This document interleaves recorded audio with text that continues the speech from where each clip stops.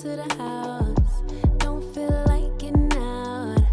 I'ma just lay back and crack this window.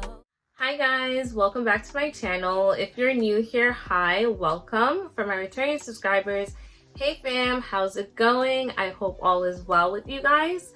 For this video today, I am going to be talking about some items that I believe are makeup must-haves. That means you need these items to help your makeup look flawless every single time that you do it, because these are the items that I believe will help you look your very best no matter what.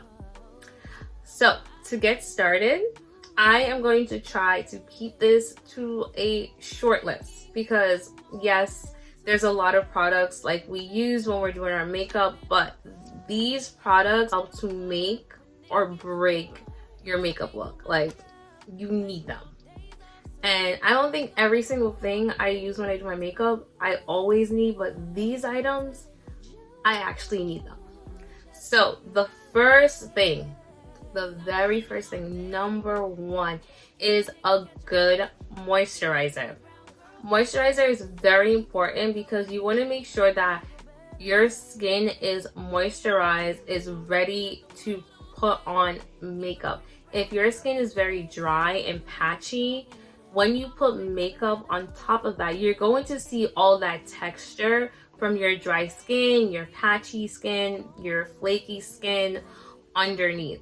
Textured skin is something that is real. I, for one, do have textured skin, but that doesn't hinder my makeup like at all. But if your skin is dry and patchy because you're not moisturizing it and you're not having a good skincare regimen that you're doing prior to putting your makeup on, that will hinder the way your makeup looks once you're finished doing it. So having a good moisturizer and just having a good skincare routine prior to putting on makeup definitely helps with this. Now, if you're someone who maybe have a skin condition that causes your skin to be very dry, maybe looking at a dermatologist to figure out what could help with that. I personally have very dry skin, which I recently found out like part of the reason why I had scalp issues was because I have very dry skin and I actually needed to get treatment for it. So, you know, if that is you, maybe you need to get some sort of treatment plan in place with a dermatologist, because I'm not a dermatologist, to address that issue.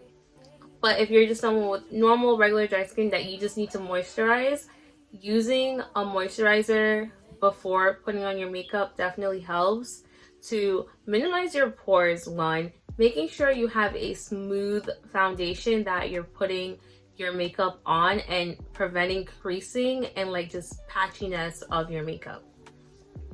Number two, which goes with the moisturizer, is priming your face. So having a good primer. The primer I honestly would recommend if you have oily or combo skin is the NYX Marshmallow Root Primer. So this primer I definitely really like. It helps with preventing the oils from coming through when I do my makeup, and it helps keep my makeup in place for a very, very long time. So I would really recommend this primer if you have combo or oily skin. If you have dry skin, I would recommend looking for a more hydrating primer because you don't want to dry out your skin if it's already naturally dry. So finding a primer that's more hydrating would be for you. So third, I would say, is having a good foundation. So foundation, you want to make sure you're picking the right shade of foundation, or if you need to combine multiple foundations to have your perfect shade, that's also perfectly fine. But making sure your foundation looks good, because if your foundation is too light, it's going to give you a cast to your skin when it's finished and you take pictures with flash especially. You will see that you have kind of a white cast on your face, or if it's too dark, it's not going to match the rest of your body, and you also don't want that. So you want to make sure that you have a good foundation and you are choosing your correct shade. I will also say that you want to be mindful of the formulation for foundations, because some foundations can cause you to be more oily. If you have oily skin, finding a foundation that doesn't have oils in it is something I would recommend, because if the foundation has oils in it, that's going to make your skin oily. Does that make sense? I hope that makes sense. And if you are someone with drier skin, you wouldn't necessarily want something that's very mattifying as a foundation. So if you have oily skin, you might want to look more at mattifying foundations. And if you have dry skin, you want to look at foundations that are more hydrating. I'm telling you guys, knowing your skin type and need is really important when it comes to doing makeup, because it plays a huge role, and sometimes we don't think about it, and it's like, oh, I can just get anything. And honestly, at first, I would say I was like that too. I was once in your shoes where I didn't really know much about makeup, but so you definitely want to think about these things when you are buying foundation. Look at the packaging. It usually does give you a description of what that foundation is supposed to be doing. If it's saying like dewy, radiant finish, it's most likely more of a oil that's in that foundation that's giving off that dewy, that radiance look to it. But if you want something that's more mattifying, you want to look for a foundation that says you would have more of a matte finish, or like a sheer finish, because it's usually lighter. Also, thinking about the coverage of the foundation could be important too. Is it light, medium, or heavy, or like total coverage? So foundations that I personally would recommend, I like the Juvia's Place I Am Magic foundation for more of a mattifying foundation. And I also do like the Fenty Beauty Pro Filter foundation. It's also like, I would say it's more in the middle. I wouldn't say it's really mattifying or dewy. It's more of like in the middle. So that one's a good one if you have like combo or oily skin to use as well. I do also like the Maybelline Fit Me line for more of a dewy finish, because they do have both matte and dewy ones for that line. So that as well. And for a really nice dewy finish, the Lancome liquid foundation, I would say, is one of the best. My last makeup must-have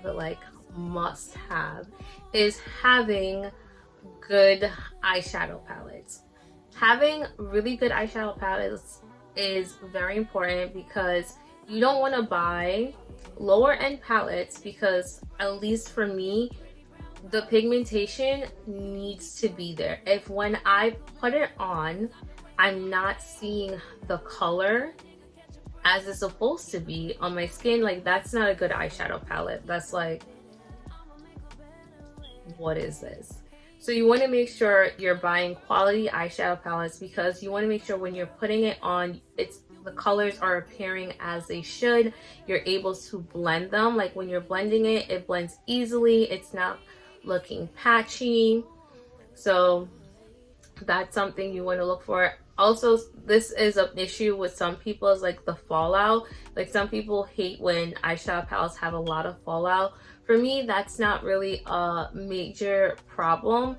It can be annoying, so I understand.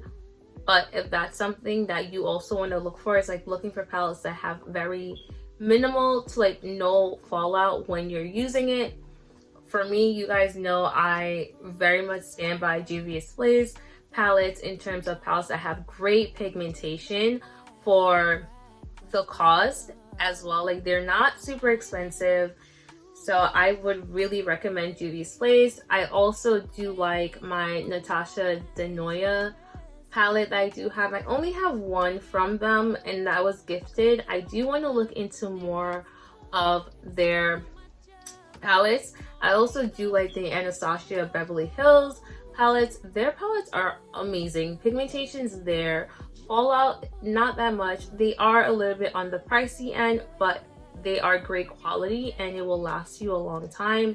That's the one thing with eyeshadow palettes. I think it's worth spending the money to buy a really good palette because they do last for such a long time. Like, I will buy one palette and I'll be using it for years, even though it probably expires in a year or two, but for years, because it costs me like $50. So, or it costs someone who maybe gifted it to me like $50, so I'm gonna keep using it.